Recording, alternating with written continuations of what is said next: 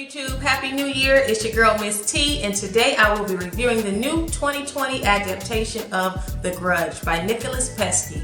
And I hope y'all make it through this review because I damn sure didn't make it through the movie.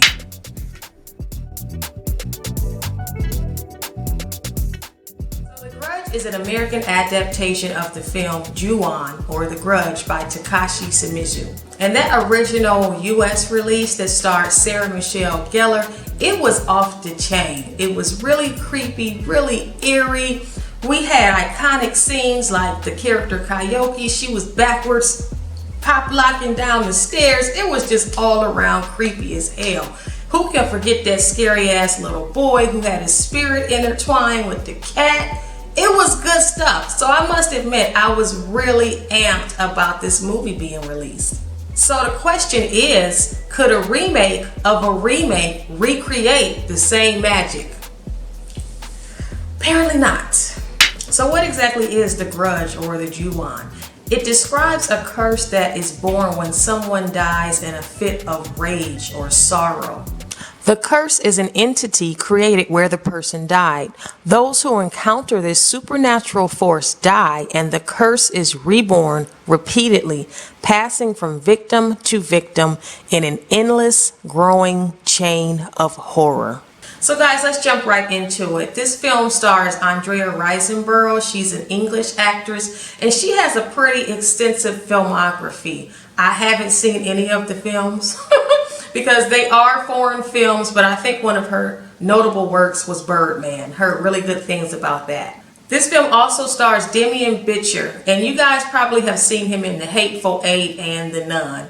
Probably know him from that really raspy voice, which at times can be a little bit annoying. This film also stars John Cho with his fine ass. Y'all know him from Harold and Kumar. I mean, he can act, he's cute, why not?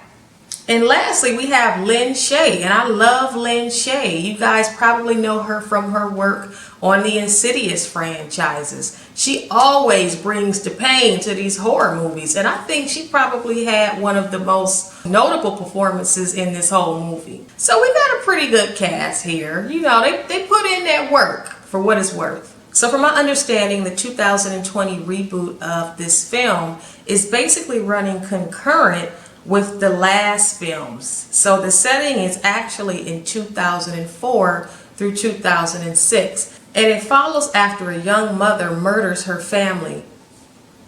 Okay. And it follows after a young mother coming from Japan, actually working in the same house of the prior curses, comes home to her family and murders them in their own house. So first, I'll tell you a little bit about what I actually liked about this film. I really like that all of the characters that we follow, they already had like this presence of darkness looming over them before we're even really introduced to the grudge in their life. So if you go to their homes, you can just get this eerie sense of heaviness, depression. Even though it's daytime, it's still very dark in their homes. I don't know if that was premeditated, but I definitely picked up on it. These people are already kind of miserable. Detective Molden has recently lost her husband, so her and her son are grieving right now. Then we have the Spencer family, which is basically in the past. They find out that their child, who is still in the womb, will possibly have ALD. So there's this sense of just heaviness and downtroddenness. Then we also have the Matheson family. We find out that the wife, who is played by Lin Shaye, she's dying. And they're basically, her and her husband are basically just trying to find a way to make her comfortable and a way for her to die with dignity. So there is already like a looming presence of darkness over all of these families that are ultimately intertwined and will ultimately be overcome by the grudge. That was good stuff. So now I'm going to talk a little bit about what I didn't enjoy about this film. Number one, this film moved very, very slow. There was a point in this movie, maybe about 45 minutes, an hour in, I woke up. I woke up, no lie, I had dozed off. This film was just so slow, dull, and boring. And that's saying a lot about a horror film. Very disappointed. The second thing that I didn't like about this film is that it just wasn't scary.